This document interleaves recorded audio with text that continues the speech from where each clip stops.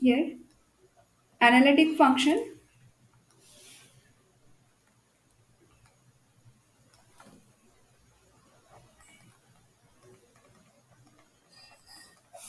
a single valued, a single valued function f of z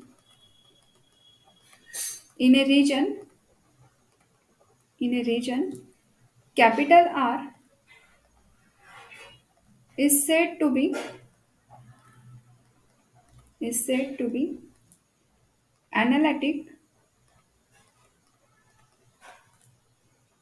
at point, at point z0. अगर हम function को analytic बता रहे हैं एट पॉइंट z0, तो when it is possible to say function is analytic at z0 if f of z, if f of z is differentiable at z0 and every point, every point of some neighborhood, of some neighborhood z0. कोई भी function अगर analytic है तो वो क्या होना चाहिए, उस पर्टिकुलर पॉइंट के ऊपर डिफरेंशिएबल एंड उसका जो नेबरहुड रहेगा उसके नेबरहुड के अंदर जो भी पॉइंट आता है उस हर एक नेबरहुड के पॉइंट के ऊपर भी वो डिफरेंशिएबल होता है. Necessary condition,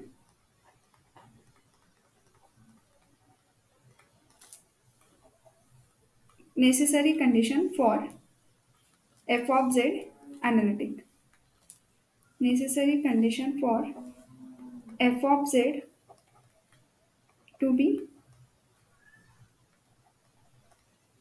analytic. दो थ्योरम कौन से, एक नेसेसरी और एक रहता है सफिशिएंट. तो हम नेसेसरी कंडीशन वाला देख रहे हैं. Necessary condition for F of z is analytic. Statement is the necessary, the necessary condition for a function w is equals to f of z is equals to u plus iv to be analytic, to be analytic at any point, at any point z is equals to x plus iy in a region, in a region capital R is that u and v satisfy the CR equation. Statement का कहना है ये कि अगर आप किसी function को analytic बोल रहे हैं तो मतलब वो डेफिनेटली 101% CR इक्वेशन को सेटिस्फाइड करेगा.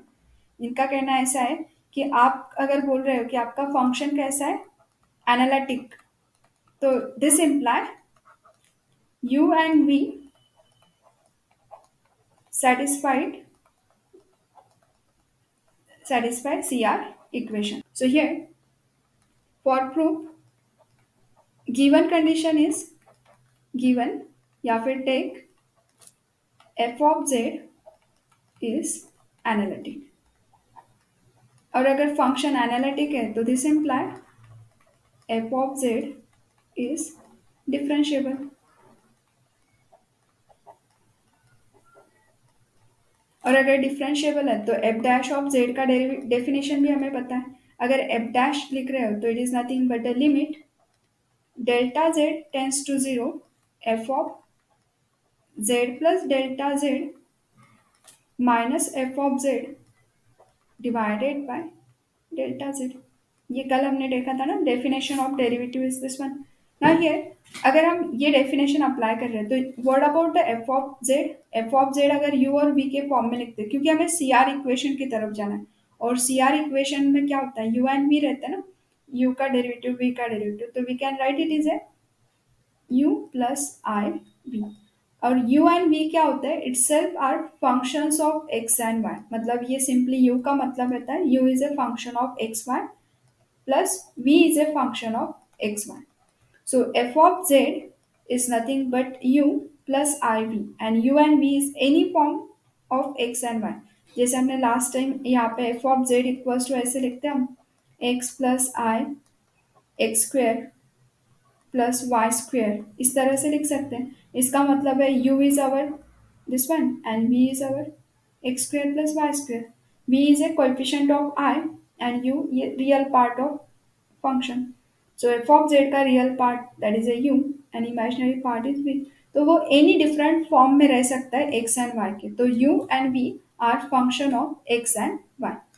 ना ये, अगर हम जेड को रिप्लेस कर देते हैं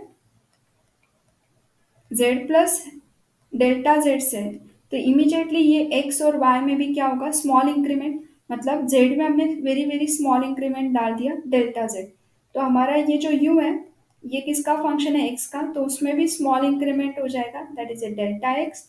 वाई में भी स्मॉल इंक्रीमेंट हो जाएगा delta y plus i v is our x plus delta x, and y में भी इंक्रीमेंट होके Y plus delta.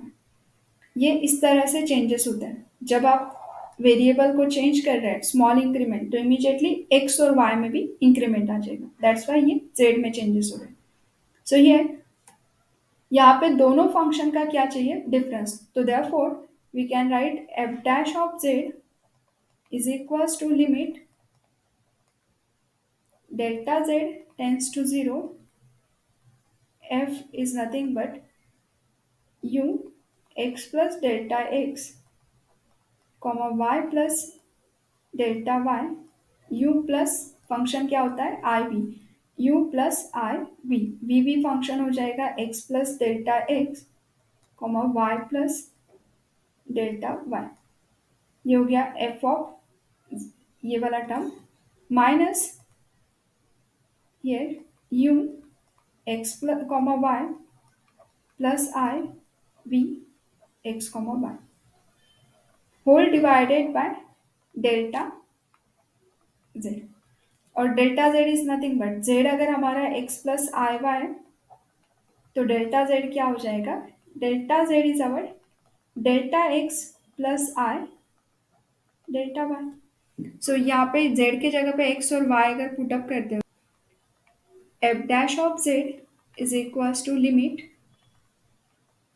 Delta z tends to zero, का मतलब है delta x tends to zero, delta y tends to zero, और यहाँ पे numerator में है u x plus delta x comma y plus delta y. U is a function of x y, तो इनमें छोटा small small increment plus i v, v is our x plus delta x comma y plus delta y. This is our f of z plus delta z minus f of z, तो f of z is u x comma y minus i v x comma y divided by पूरा term x और y में convert कर रहे हैं, तो divided by delta z is delta x plus i delta Y.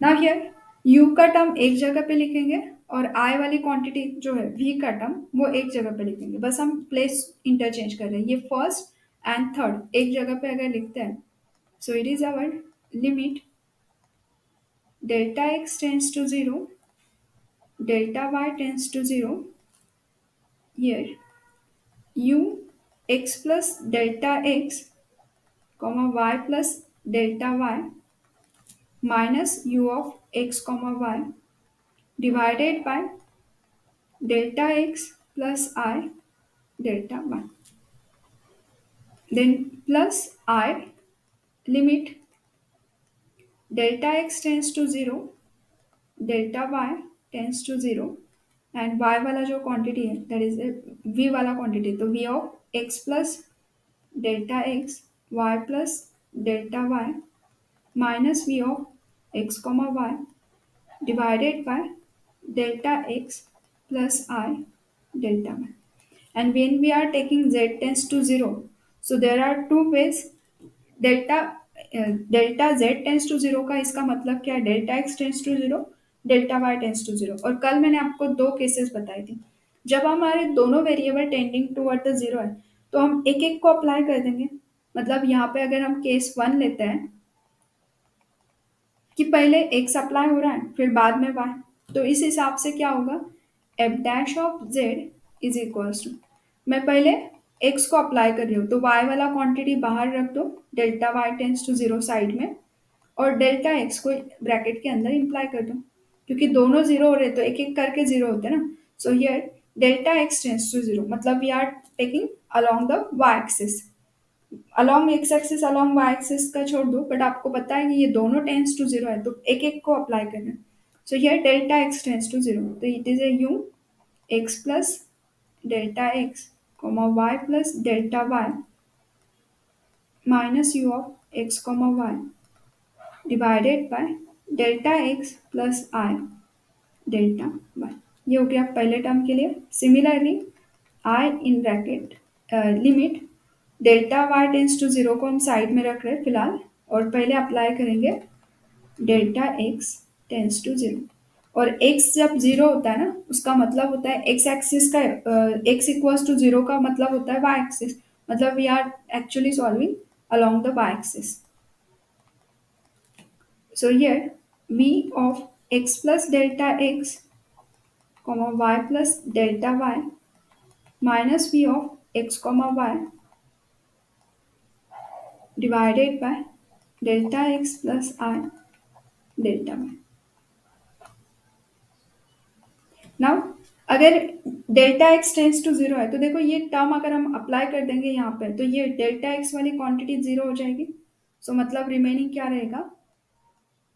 F dash of z is equal to limit delta y tends to zero in bracket. अब x का quantity अगर zero कर दिया तो it is a u of x comma y plus delta y minus u of x comma y divided by i delta y plus i limit delta y tends to zero. ये second वाले bracket में भी वही हालत होगा, क्योंकि delta x अगर zero हो गया तो it is a v of x comma y plus delta y minus v of x comma y divided by delta i times delta y. ना ये आई का क्वांटिटी बाहर निकाल दो, और यहाँ पे अगर इस टर्म को प्रॉपरली ऑब्जर्व करोगे तो इसमें सिर्फ वाई वेरिएबल चेंज हो रहा है ना, चेंजेस इन वाई। और लास्ट टाइम मैंने आपको पार्शियल डेरिवेटिव का डेफिनेशन बताया था कि जब आपके एक ही वेरिएबल में चेंजेस हो रहे हैं, पार्शियल डेरिवेटिव याद है कि मैंने कल आपको बताया था? देखो सिर्फ दो वेरिएबल अगर है तो सिर्फ अगर x वेरिएबल में चेंजेस है x plus h minus x, और यहाँ पे जो चेंज हुआ है वो वेरिएबल डिवीजन में, and that h tends to zero, it is denoted the partial derivative of function with respect to x। और जब आपके y वेरिएबल में चेंजेस है, एफ ऑफ एक्स का देखो दोनों टर्म में एक्स एज इट इज है और वाई वेरिएबल में चेंज हो रहा है, और कितना है? के, स्मॉल चेंज है के, तो के टेंस टू जीरो, तो it is a partial derivative with respect to y. तो ये अगर हमारा पार्शियल का डेरिवेटिव का डेफिनेशन है, तो यहाँ पे जो हमने किया है तो it is nothing but del u by del y. So f dash of z is equals to ये आई का क्वांटिटी one upon i as it is, and this square bracket is nothing but del u by del y। यहाँ से ये i बाहर निकल जाएगा तो ये आउटसाइड के i के साथ में कैंसल, एंड v वेरिएबल में भी अगेन क्या है, ये v फंक्शन के अंदर y में चेंजेस है तो y delta y tends to zero, so that means ये second bracket is a del v by del y। So f dash of z equals to हमें ये वाला क्वांटिटी मिल गया। Suppose this is our equation capital E. क्या कि पहले case में हमने क्या कहा पहले एक्स को अप्लाई कर दो फिर वाई को। अब हम उल्टा करेंगे, पहले वाई को अप्लाई करेंगे फिर एक्स को, क्योंकि अल्टीमेटली दोनों भी क्या है, tending toward the zero. So just इनको चेंज कर देते हैं, तो क्या हो जाएगा चेंजेस में। नाउ द केस नंबर 2,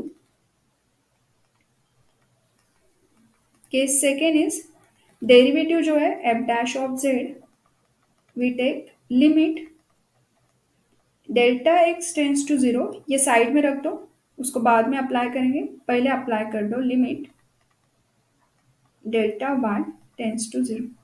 पहला फंक्शन है हमारा u of x plus delta x comma y plus delta y minus u x comma y divided by delta x plus i delta y.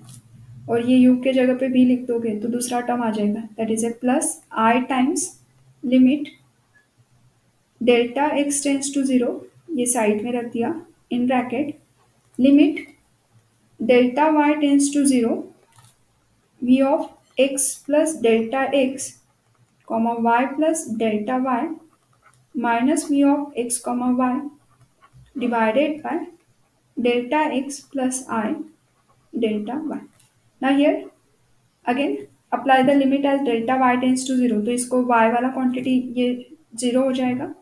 So it is a limit delta x tends to zero, remaining is u of x plus delta x comma y minus u of x comma y divided by delta x plus I limit delta x tends to 0 in bracket v of x plus delta x comma y minus v of x comma y divided by delta x, just delta y की term को zero लिख दिया, बाकी कुछ नहीं किया। ना here x के अंदर चेंजेस है, डेल्टा एक्स डेरिवेटिव में है, और limit delta x tends to zero है। किसका डेफिनेशन है ये, yes, very good, it is a del u by del x plus I, second is del v by del x, ये f dash of z equals to r, this is our equation b।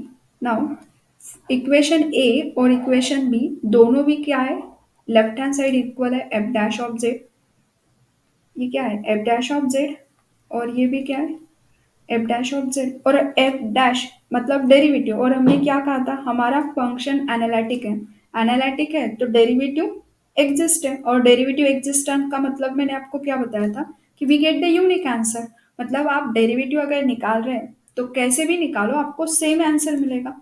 सो इसका मतलब क्या हो गया, from equation A and B, from equation A and B अगर f dash दोनों भी f dash of z equals to है तो उनका राइट साइड भी इक्वल आएगा। इसका left hand side f dash of z है, इसका भी left hand side f dash of z है, और फंक्शन डिफरेंशिएबल होने की वजह से their right hand side is also equal. तो इक्वेशन ए का राइट हैंड साइड और इक्वेशन बी का राइट हैंड साइड, इन दोनों को इक्वेट कर देते हैं। तो हियर इक्वेशन बी का राइट हैंड साइड में यहाँ पे लिख देती हूँ del u by del x plus i del v by del x is equals to, equation A का राइट हैंड साइड है 1/i del u by del y plus del v by del y, 1/i del u by del y plus del v by del y. Now multiply by this i, throughout i से multiply कर दो, next step में multiply by i, तो मैं यहीं पे कर देती हूँ ताकि पेज चेंज होने से समझ में नहीं आता। सो बेटर वे यहाँ पे आई से multiply, throughout multiply by i, ये होगा i del u by del x, then यहाँ पे ऑलरेडी आई तो आई स्क्वेयर आएगा, that is a minus del v by del x is equals to del u by del y plus i del v by del Y.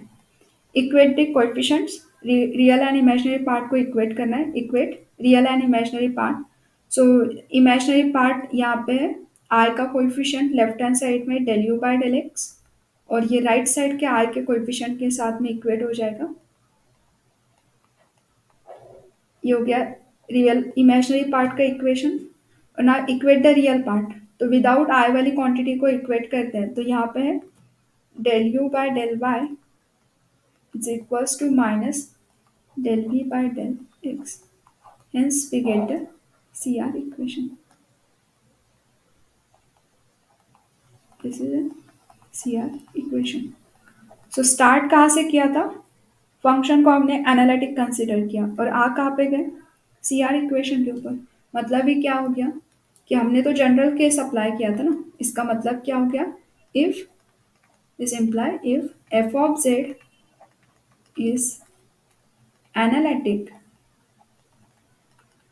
then u and v satisfy CR equation.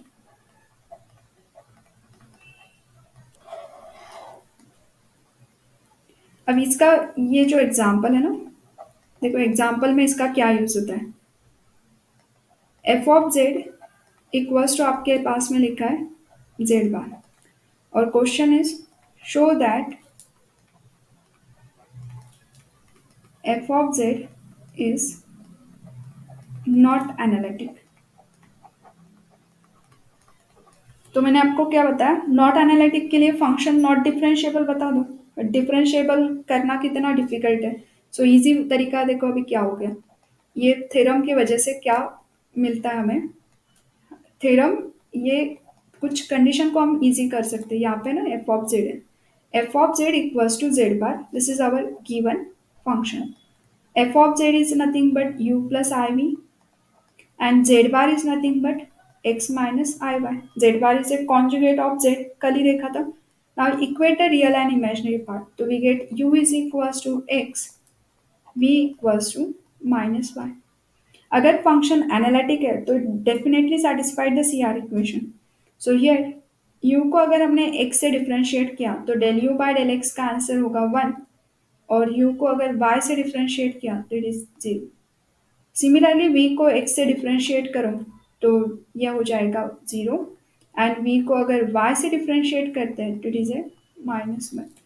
तो ये जो derivative हमने u को partially differentiate किया x y से, similarly v को, तो इनके डेरिवेटिव में चेक करो क्या del u by del x equals to del v by del y लिख सकते हैं? चेक करके बताओ। Yes, del u by del x is equals to del u by del y हो सकता है क्या? 1 इक्वल्स टू -1 होता है क्या? No, never possible. So del u by del x की वैल्यू कितनी है? 1 and del v by del y का वैल्यू है -1, that means it is not equal. और ये कभी भी इक्वल आना पॉसिबल नहीं है। तो इसका मतलब क्या हो गया, सी आर की दोनों कंडीशन है, सी आर इक्वेशंस मतलब दोनों कंडीशन होल्ड होनी चाहिए। ये दूसरा तो कर लेगा बट पहला ही कंडीशन फेल हो गया, और अगर एक भी कंडीशन होल्ड नहीं होता है तो मतलब उसने सी आर इक्वेशन को होल्ड नहीं किया। इसका मतलब है u and v not satisfy C R equation. और हमने क्या कहा था, अगर कोई फंक्शन एनालिटिक है तो उसके अंदर के यू और v C R equation satisfied करेंगे।